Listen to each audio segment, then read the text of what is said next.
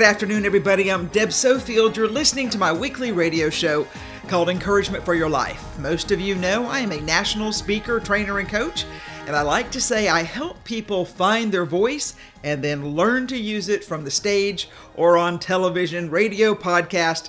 I'm a coach if you're going to speak. I'm also a conference speaker, so if you're part of an organization and you can put my name in the hat to be on the stage, I hope you will.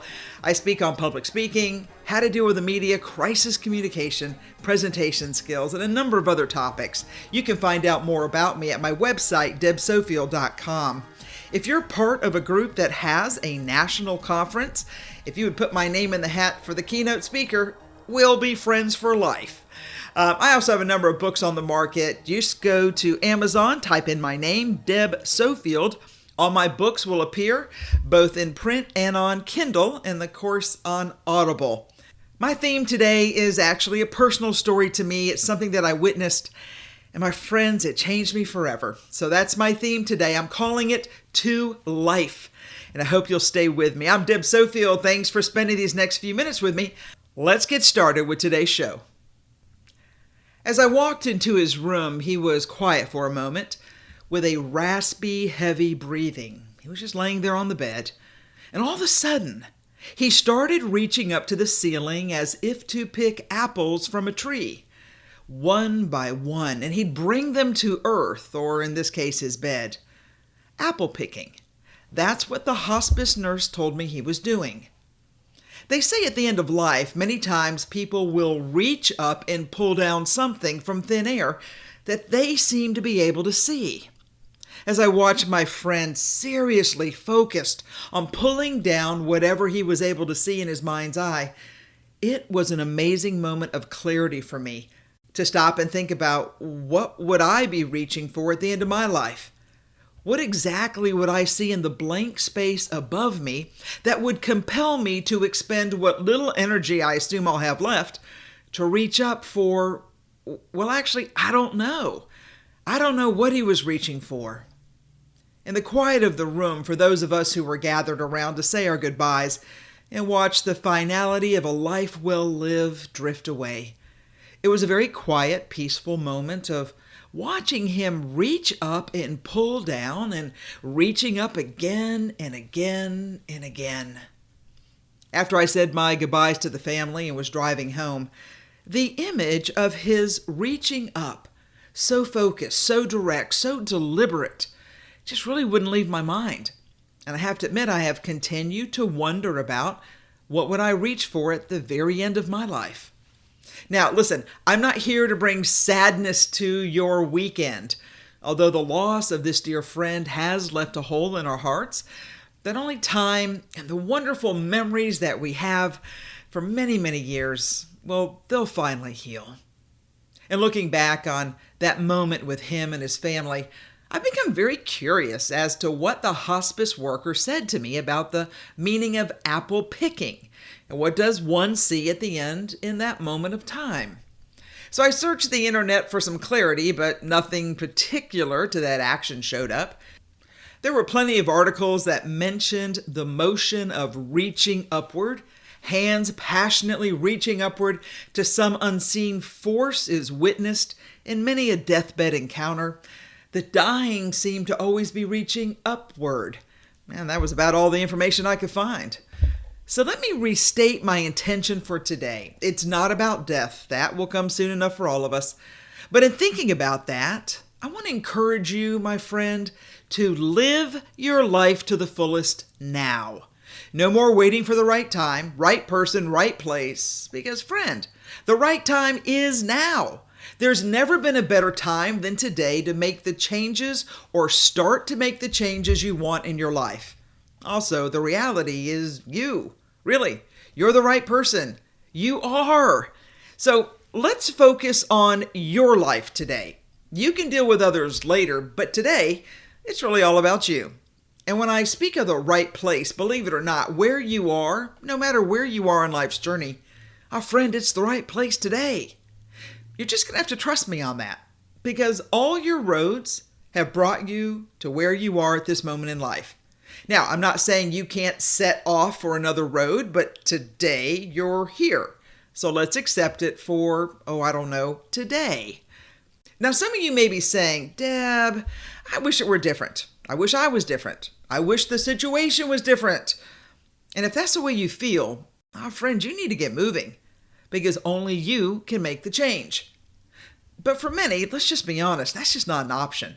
In fact, your life is ticking away, and while you're standing there wasting time wishing and wondering, time, people, and places are all going to pass you by very, very quickly. And you're not even going to know it until it's too late to do something about it. So, wake up, my friends. Today, every day, you need to commit to living your life to the fullest. Not to be unkind, but come on. You don't have a whole lot of worthy options. Living half a life or existing or just getting by, listen, that's hard on you and everyone around you. And if that's the place you find yourself today, please hear me. Consider making some changes, hard choices to live differently. I am absolutely serious in my exhortation to you to find your light and let it shine. So today, while you're on this earth, breathing in fresh air and basically having the freedom to do whatever it is you want to do, I want you to consider, instead of raising your hands to pick apples, that will come soon enough, how about you raising your hand to life? To living the life you were designed to live for the rest of your days, however short or long that may be. To living without regret for actions in your past. People, let it go.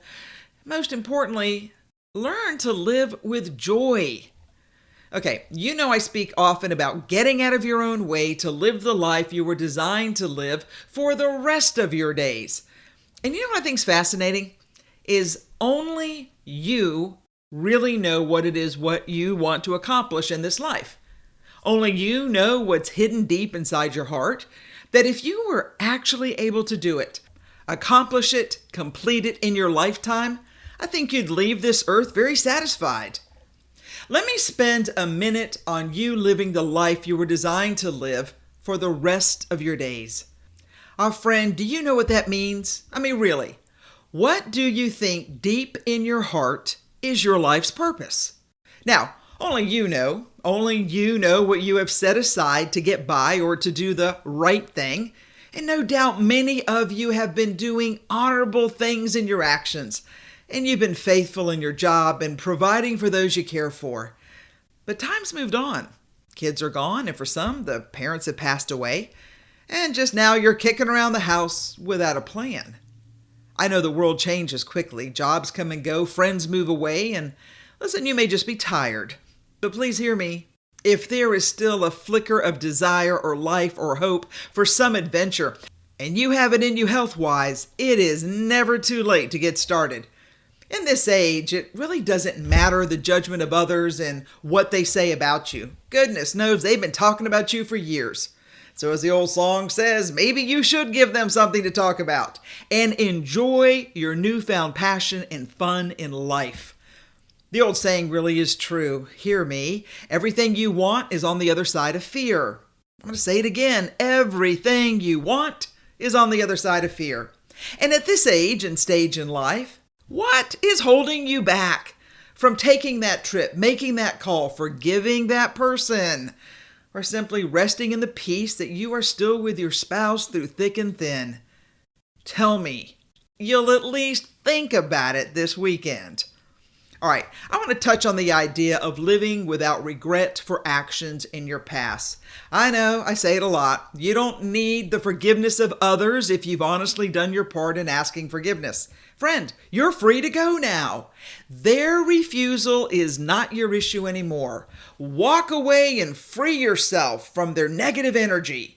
Listen, they're not going to change, and that's too bad, but that is not your problem. I receive emails quite often from folks who finally come to an understanding. Some people, no matter how many times you ask forgiveness to perhaps maybe restore a friendship so you can at least go to dinner or the movies, or a business partner so you can once again enjoy the friendship that brought you two together in the beginning, or whatever the relationship was, including a broken marriage. Friend, You need to emotionally, mentally, physically, and any other way safely remove yourself from the pain. Because if you're still hurting, then you are still allowing the pain of regret to cause you harm in the present actions from the past. Listen, we all make mistakes we're sorry for, myself included, more than I would ever like to acknowledge. But after a few years, okay, sometimes it takes a lot of years, you have the right to make peace with yourself. I was speaking with a friend recently who is still hurt from a job situation where he was fired, and it was unfair. He did nothing wrong, but the lies of others in the company caused a break in the trust of the business partner. And today, he still feels the pain, and all he wants is an answer or an apology. But I gotta tell you, as I told him, due to the dishonesty of the firing, no one, and I mean no one, is going to admit to the error, so you might as well get over it. Listen, if it still hurts, then, as I like to say, success is the best revenge. Really, go do big things, people. You sit around moaning and groaning. These other folks have gone on. They've actually forgotten who you are. And I know that hurts, but it's the truth, and so I'm going to say it. I want you to go and do great things. And the more good you do, believe it or not, the less the pain of the hurt will sting. Why? Because your life will now be full. And frankly, you don't have the time or energy to worry about your little past hurts of a dishonest situation. Okay, maybe they were big hurts of a dishonest situation, but you know what I mean. And I'm going to add, if a past hurt is taking up space in your head, then it's taking up valuable space in your heart. And that's really not fair to your loved ones today. Because every moment you waste regretting your past, you're using a moment in time that you're not giving your best self to your present situation. Okay, hard lesson on Saturday. I get it. But you're tough. You can take it. You just got to get out of your own way. Listen, my final point is I want you to learn to live with joy. Come on. No one likes a person who's always snarky or down or bitter or angry. Listen, that's no way to live. Hey, and if that's your life, then you got a real problem that you need to get some help for. Your days are coming to a close, and for goodness sake, let's hope someone comes to your funeral for a reflection and not just to make sure you're really dead. Okay, so what does living with joy look like? You know, it's interesting. I can actually see it in the faces of those who are happy. I also see it in the faces of those who are older or more mature. I believe a life of joy shows in the lines on your face. I believe a life of joy will also be the connection of people you love who will truly miss you when you're gone. Ah, dear listener, live with joy. Live with peace that you have accomplished your dreams, and live with hope that you can still go and do whatever you would like. I have to admit, I now live with joy. I've made it a habit to be grateful for my clients, the work I do, the places I go, my family and friends, the books I read from the library, the fish I catch, the beaches I walk, the shark's teeth I find, and the amazing treasures I find with my metal detector. And I gotta say, the sunsets, wow, they take my breath away. I admit I used to live fast, wanting to do everything and get everything done without really enjoying the moment. I was always on a plane going to the next engagement, taking on extra work just for the money. Have to admit, sometimes I did miss out on events with family and friends. But I gotta tell you, I don't do that anymore for a lot of reasons. My health, my energy, my new knees. I don't go like I used to. And let's just be honest, my friends and family are getting a little older also, so slowing down and paying attention, has in a great sense, well, it brought me joy. And it brought me joy I didn't expect or understand. But I can say today that because I live with joy in my life is better. It meets my needs, and it has allowed me to experience my life in a different way. And it's good. And I am blessed. I don't know what I'll reach for at the end of my days. Hands passionately reaching upward to some unseen force. Maybe I'll reach for apples or diamonds or the hands of those who have gone before. But I do know this, that I will have lived the life that I was designed to live for the rest of my days. And I will live my life to the fullest with no regret. And I'm going to tell you, friends, I'm going to do it with joy. and I hope you do also. I'm Deb Sofield. This is Encouragement for Your Life. Stay tuned. Quick break. Let's come back and let's talk about living with joy. Hi friends, Deb Sofield here. I'm a national speaker and an executive speech and presentations coach. I've been in the battlefield of politics and business for over 30 years. I know and understand how the game works. In today's marketplace, you don't have a choice. We're in the media age of Twitter, blogs, Facebook, and 24-hour news cycles. Either you move quickly and decisively to define your product, your company, or yourself, or others will define you. You can't afford to miss the mark because the public won't give you a second chance and the media is unforgiving, and YouTube will replay your remarks until you've been ground into dust. Whether it's crafting your message to protect you or your company, or putting you on camera to answer the questions that will resonate with reporters and the public, or preparing you for an interview, let me help you be successful. I'm Deb Sofield. Find me online at debsofield.com. That's debsofield.com. Welcome back, everybody. I'm Deb Sofield. You're still listening to Encouragement for Your Life. As we go forward, I've got a couple great articles I just want to share with you. One is from the famous Irma Bombeck, and she wrote it back in 1979. Wow, that seems like a long time ago. She said this: "Someone asked me the other day if I had my life to live over, would I change anything? My answer was no. But then I thought about it, and I changed my mind.